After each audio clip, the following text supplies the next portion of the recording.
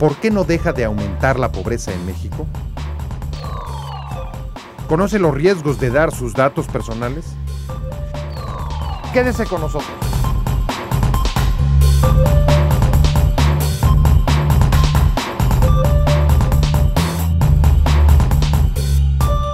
Buenas noches, usted y los asuntos que le interesan son parte de esta agenda. Los últimos informes sobre la pobreza en México muestran la urgencia de nuevas estrategias de crecimiento que mejoren el ingreso y distribuyan los beneficios entre un mayor número de personas, como hoy pasa ya en otras partes de América Latina. De acuerdo con la CEPAL, la región tiene un mejor comportamiento en el ingreso que hace unos años, a excepción de México y Honduras, donde la pobreza y la indigencia aumentaron por la crisis global. Sus dos mayores economías, México y Brasil, tienen programas sociales reconocidos como modelo en el mundo, oportunidades y Bolsa Familia. La diferencia es la mayor tasa de crecimiento económico brasileño y la mejora en los ingresos de su población. En Brasil, millones salen de la pobreza, mientras en México persisten graves carencias en 75% de la población de la mitad de sus municipios. La crisis global de 2008 dejó 3 millones más de pobres en zonas urbanas como Iztapalapa y rurales como Chiapas y Oaxaca. ¿Qué cambios son necesarios para impedir el aumento de la pobreza? De este tema nos habla Carla Contreras en el siguiente reportaje. La pobreza en América Latina registra los niveles más bajos de los últimos 20 años. Así lo dio a conocer la Comisión Económica de la ONU para América Latina y el Caribe en días recientes. Sin embargo, para México la noticia resultó poco alentadora, pues a diferencia de países como Argentina o Brasil, en el nuestro el número de personas que vive con carencias económicas va en aumento. Además, datos de la Organización para la Cooperación y Desarrollo Económico advierten que la desigualdad en el país se ha incrementado.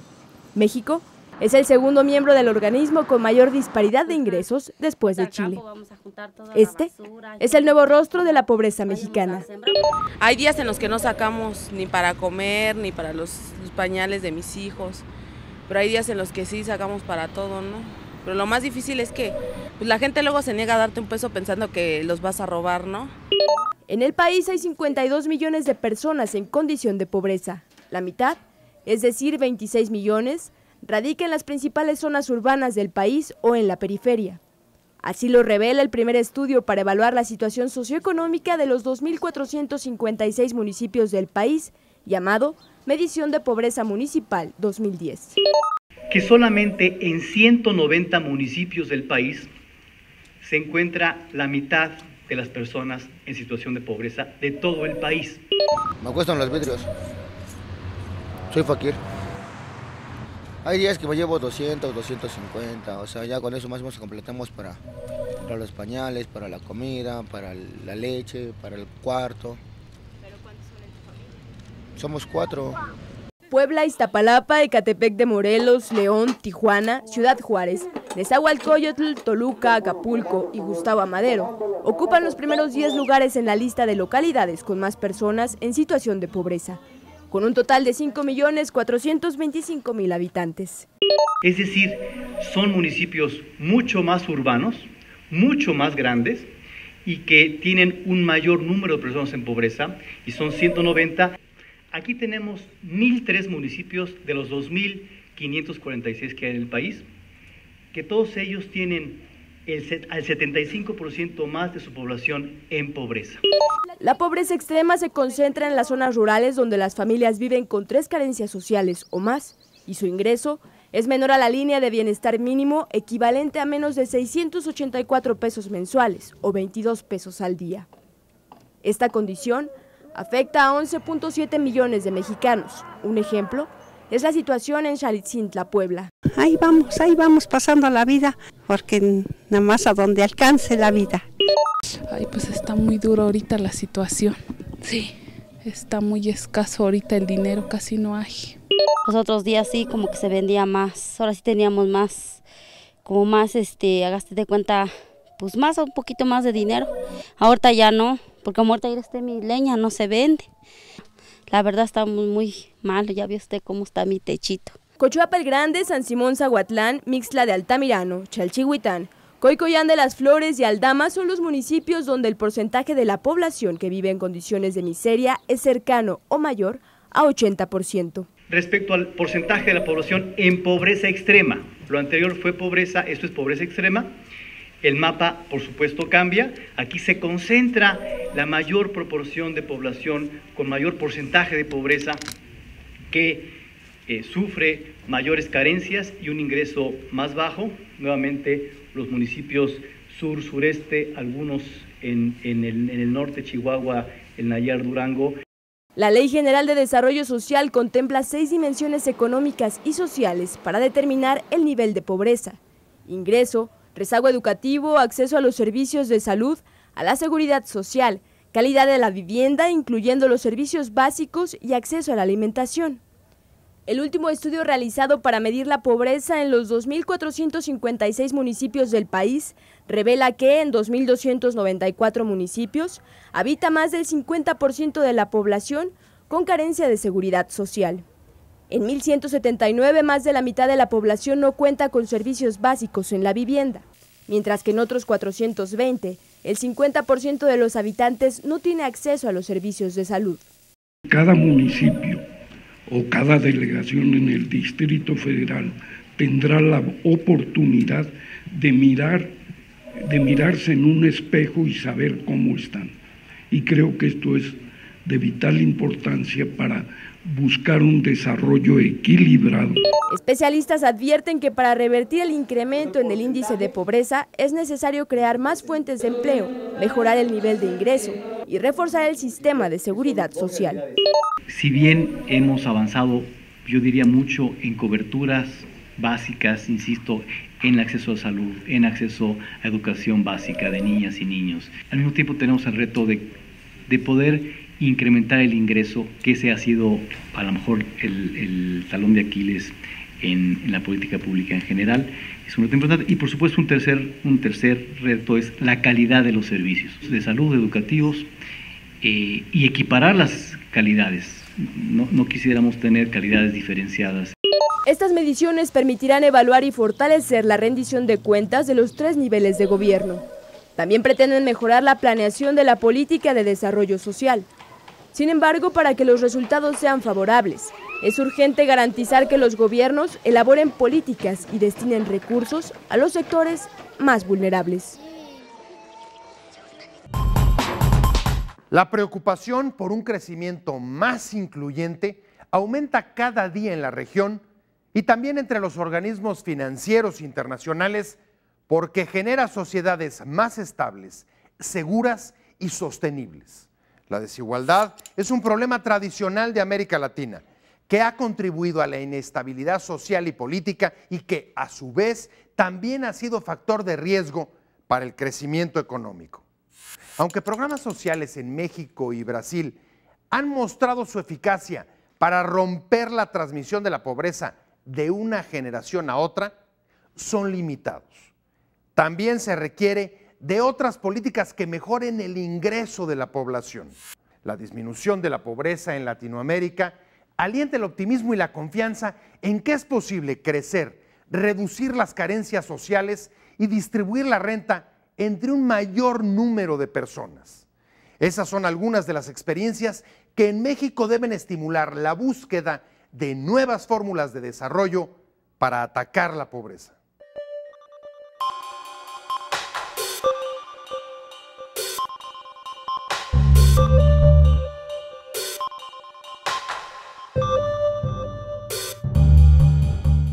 El informe que acaba de dar a conocer la CEPAL sobre el desarrollo de la pobreza en América Latina señala que México y Honduras son los únicos países donde ha aumentado en número y en proporción. ¿Cuáles son los factores que explican esto? Son dos, uno de política económica y política social. México ha venido llevando a cabo una política económica y social que no es favorable a la disminución de la pobreza. en contraste agudo con Brasil, Argentina, Ecuador, casi todo el resto de América Latina. ¿Por qué? Porque México quedó muy afectado por la crisis del 82 y entonces las autoridades financieras mexicanas se concentran exclusivamente, Banco de México y Hacienda, en cuidar la inflación y el tipo de cambio. México viene creciendo mucho más despacio económicamente que el resto de América Latina desde hace muchos años. La política social tampoco tiene efectos espectaculares porque se trata de transferencias relativamente pequeñas a los más pobres, solo a los pobres extremos, pero no redistribuye masivamente los recursos del país. Entonces, bajo crecimiento, falta de creación de empleos, hay empobrecimiento y emigración. ¿Cuáles son las principales diferencias de las políticas sociales que han aplicado México y Brasil? Yo diría que la principal es la política salarial y la de empleo. Brasil tiene como un programa nacional algo muy parecido al Oportunidades. Allá se llama Bolsa Familia. Mientras en México se ha dejado que se sigan deteriorando los salarios de la población, en Brasil se hizo una política de recuperación salarial. Se elevó el salario mínimo en 50% en términos reales durante los 8 años de gobierno de Lula. En México tenemos una decreciente participación de los salarios en el pastel total de lo que se crea en la economía, que es el Producto Interno Bruto. No crece el mercado interno y entonces nuestra única fuente de crecimiento es la demanda que nos viene de afuera, sobre todo de Estados Unidos. ¿Por qué las políticas sociales están encontrando un impacto tan limitado en el país? Sin crecimiento económico, sin política de empleo y política salarial, el elemento fundamental de vida de los hogares, que son los ingresos, no va a crecer, al contrario, se va a deteriorar. La política social es complementaria a esos ingresos que vienen del trabajo. Lo otro, educación, salud, apoyo a la vivienda, son complementos. Pero el meollo del asunto es los ingresos. Entonces, la mejor política social es una buena política económica. El Fondo Monetario Internacional señala que la pobreza es un factor de riesgo para el crecimiento económico en la región y particularmente en México. Yo lo vería al revés, o sea, el crecimiento económico debería ser un medio, el fin último debería ser el bienestar de la población. Entonces la pobreza, verla como un riesgo para el crecimiento económico, me parece que estamos poniendo la carreta delante de los bueyes, y no como debe ser. El empobrecimiento, el no crecimiento tiene implicaciones estructurales, destruye el tejido social y provoca violencia, falta de cohesión social. Es mucho más que un problema como lo ve el Fondo Monetario, ¿no? Coneval, por otra parte, acaba de dar a conocer también su medición sobre la pobreza en municipios. Y es claro que siguen concentrándose en los mismos lugares que hace décadas. ¿Qué es lo que está faltando en la orientación de la política social ahí? Ha habido programas sociales orientados a atenuar la pobreza, pero estos estudios vienen a demostrar que esos programas no son efectivos, porque no atacan la raíz del problema, solo su manifestación. Tienen bajos ingresos, tienen bajo nivel educativo, entonces te doy dinero, te doy transferencias para que mandes a tus hijos a la escuela, y efectivamente los niveles educativos de la población en esos estados han mejorado muchísimo, pero no tienen consecuencias económicas. No consiguen trabajos mejores que los de sus padres, siguen haciendo los mismos trabajos que sus padres y obteniendo los mismos niveles de ingreso que obtenían ellos. Los datos de Coneval nos estarían hablando de que no se ha logrado romper la reproducción intergeneracional de la pobreza. Oportunidades logró el primer paso para romper la cadena, que es asegurar que tengan más educación los niños y luego jóvenes de las zonas más pobres del país. Ya tienen más educación, pero como no hay crecimiento económico en el país, no hay creación de empleos, esa educación no les sirve de mucho en el mundo económico, porque se necesita como decía antes, ¿no? Caminar con dos patas. Una pata es la política económica y otra pata es la política social. No basta que los niños vayan a la escuela, se requiere que haya oportunidades de empleo. Si no, la pobreza no se erradica.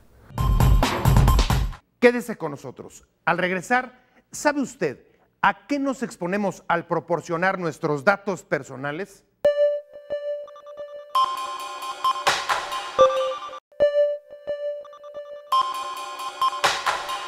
La protección de datos personales de su mal uso en redes sociales o internet es una tarea difícil, pero imprescindible.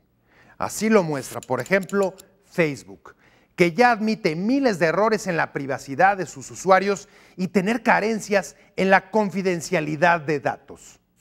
Para México es un tema fundamental, dado que ocupa los primeros sitios mundiales en delitos cibernéticos relacionados con la pornografía infantil, fraude o suplantación de personalidad.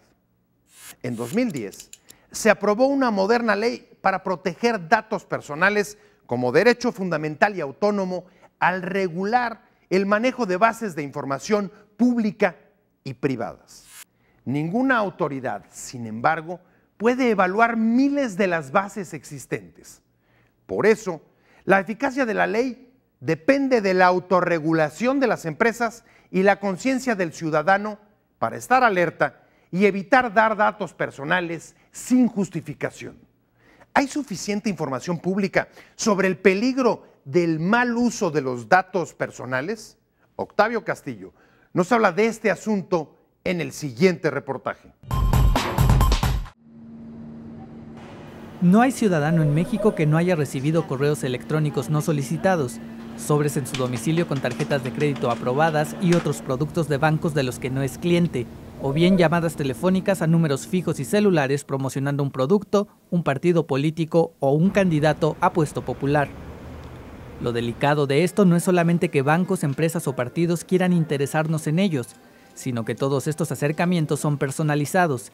Quien nos manda un correo, un paquete postal o nos llama por teléfono, lo hace porque sabe nuestro nombre, dirección, número telefónico, proveedor de servicio de correo electrónico y muchas veces nuestro historial crediticio.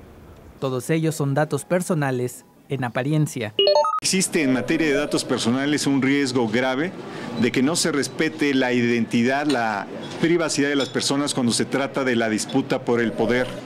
La segunda, la que tiene que ver con la presencia creciente y que contundentemente no ha sido retirada del escenario público ni privado del crimen organizado. Y la tercera, con la mercantilización a toda costa de la información de las personas. En 2010 el gobierno federal promulgó la Ley Federal de Protección de Datos Personales en poder de privados.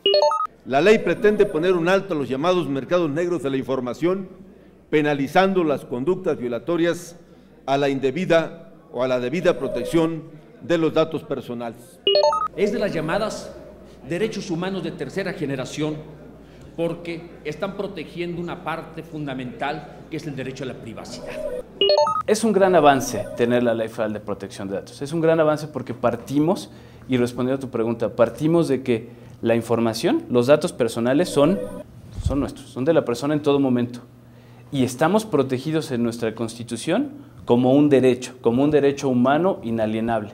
Entonces, nunca dejan de ser nuestros. Tenemos ahora un mecanismo y una forma de ejercer esos derechos, lo cual definitivamente nos lleva en un camino de progreso, sí es cierto, pero también nos pone adelante en las democracias modernas en cuanto a tener una ley tan específica como eso. Esta ley no fue gratuita. Apareció después de que se descubriera que varias bases de datos privadas y públicas, entre ellas el padrón electoral, se comercializaban en locales de Tepito con costos desde 10 pesos por listado. La Procuraduría ya está trabajando en esto, iniciando una investigación, tendrá que tener el curso legal necesario para ver si esto se eleva a averiguación previa. Y también de ahí la Subprocuraduría analizará qué áreas de la Procuraduría General de la República tendremos que intervenir en el caso y nos enviará un desglose. Pero esta legislación no ha sido suficiente para dar control a los ciudadanos sobre la posesión de los datos más sensibles. De acuerdo a la consultora KPMG, cerca de 70% de las empresas y entidades privadas no cuentan con elementos para proteger los datos que les son confiados. La firma Ernst & Young asegura que incluso la mayoría de ellas desconoce estar obligadas a brindar dicha protección.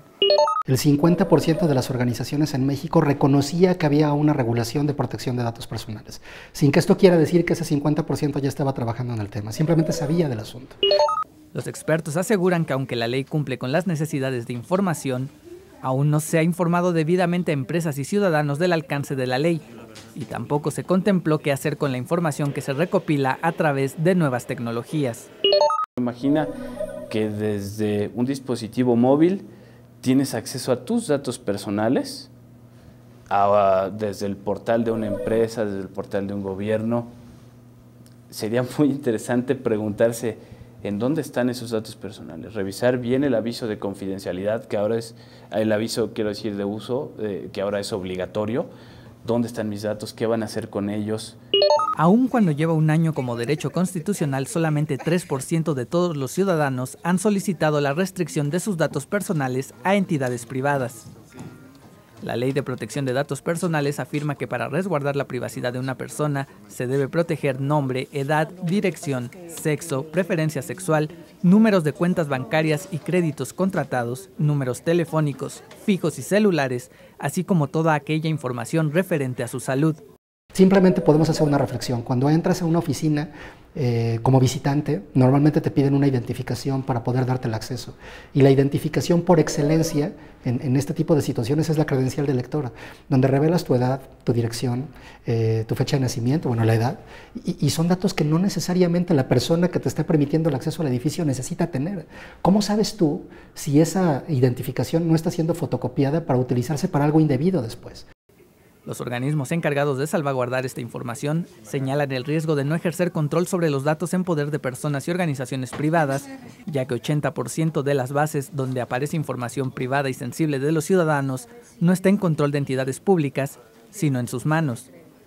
Solamente 1 de cada 10 empresas está preparada para enfrentarse a los desafíos que a partir de enero tiene que enfrentarse a partir de sus obligaciones de no solo tener el aviso de privacidad, sino de actuar en consecuencia para asegurar sus sistemas de seguridad de protección de los datos personales.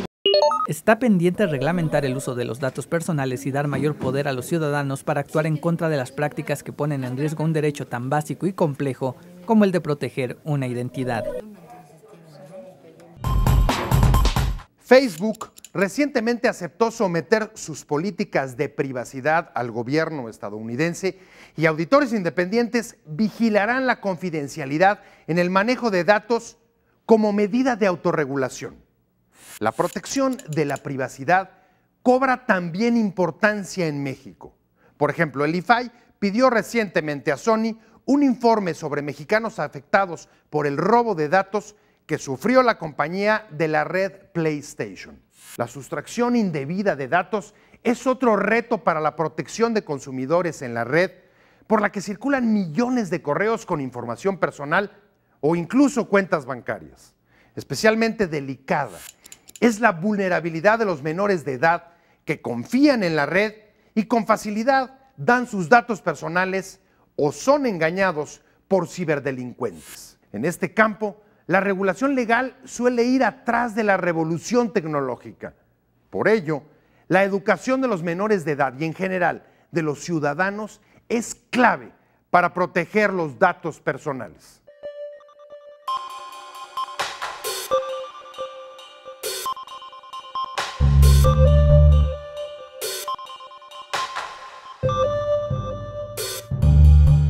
Tenemos ya una ley para proteger los datos personales, pero es inmenso el número de bases de datos que existen, los datos que circulan por Internet. ¿Cómo se puede aplicar? ¿Es aplicable esta ley? Sí, Pepe, pues no solamente es aplicable, sino que es una ley necesaria. Fíjate que, curiosamente, dado el crecimiento de las tecnologías de la información, era imprescindible contar con una ley de protección de datos personales, en este caso de protección de datos personales en el sector privado, ¿sí? Porque acuérdate que hay datos personales que manejan las empresas, pero también hay datos personales que se manejan en el sector público. Y sí es importante porque, te decía, con el crecimiento de la tecnología, hoy es muy fácil que tus datos personales que hoy subiste en algún correo electrónico le den la vuelta al mundo en menos de 10 o 20 segundos, ¿sí? Y esto, bueno, tiene un impacto en tu privacidad, en qué quieres que la gente externa a quien tú pensaste originalmente se entere de, pues, ciertas cosas que pueden ser desde cuestiones intrascendentes hasta cuestiones muy, muy, muy personales. Entonces, en ese sentido es muy importante una ley. Pero es tal la velocidad a la que va la renovación, el desarrollo tecnológico, que este tipo de leyes pues generalmente van rezagadas, tienen que estar corriendo detrás de ella y su aplicación es difícil. ¿Cómo poder controlar las miles de bases de datos que hay en las empresas, como tú decías, los miles de datos que circulan en Internet? Pues mira, en efecto, las leyes casi siempre, por desgracia, van un poco retrasadas y particularmente una ley que tiene impacto en el manejo que hay a través de las tecnologías de la información, pues sí, se podría convertir en una ley rezagada muy rápido si lo que pretendiéramos fuera estar controlando, digamos, las bases de datos, ¿no? Aquí lo que queremos es desde una doble perspectiva. Por un lado, enseñarle al ciudadano, enseñarle a las personas a qué tipo de datos pueden meter a la red sin que tenga, digamos, peligro. Y por el otro lado, decirle a las empresas, tienes que ser muy cuidadoso con las bases de datos que tengas y tienes que calcular muy bien qué tipo de datos le vas a pedir a tu cliente, digamos, ¿no? Dependiendo del tipo de empresa que tengas, pues a veces no es necesario, más allá de pedirle al cliente el nombre, el teléfono y a lo mejor algún correo electrónico. Si esa empresa te pide además estado civil, nombre de la esposa, de los hijos, cuándo naciste, en qué lugar naciste, religión, etcétera, etcétera, te está pidiendo datos en exceso.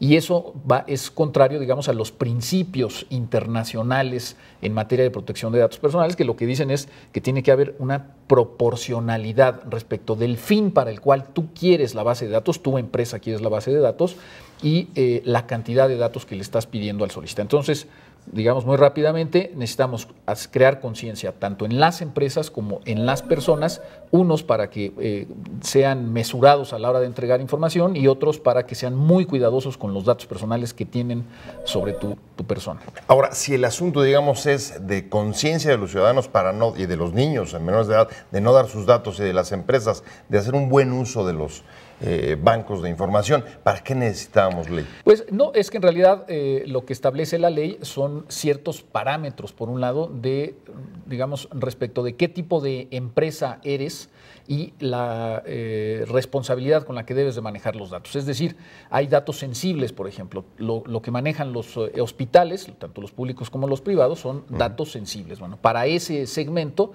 hay una reglamentación especial que implica que esas empresas, esos hospitales, esas tiendas farmacéuticas, incluso los laboratorios médicos, sean muy cuidadosos con toda esa información que tienen en su base de datos, pero además a la hora en la que la comparten con otra empresa. Es muy común, por ejemplo, pues, que en algún doctor que tenga duda respecto quizá de algún diagnóstico, diga, voy a compartir este expediente clínico, este expediente médico con algún otro hospital o con algún otro médico. Bueno, pues esa transferencia de datos entre un hospital y otro o entre un médico y otro, esa transferencia va a estar regulada, tratando de que, en efecto, pues sí pueda existir ese intercambio de información, pero siempre bajo las más estrictas medidas de seguridad, porque nadie quiere que las cuestiones más íntimas y más personales anden danzando por ahí en la red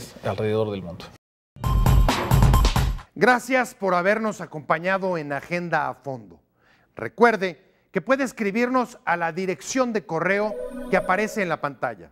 Lo esperamos la próxima semana con reportajes y entrevistas sobre las situaciones que impactan su calidad de vida, la realidad que todos los días enfrentamos.